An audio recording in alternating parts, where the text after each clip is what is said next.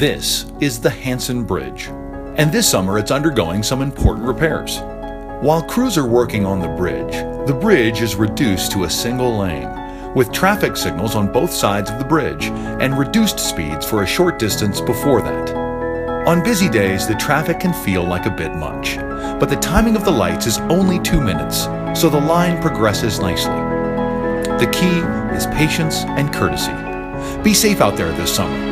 This road construction update is brought to you by your friends at Road Work Ahead.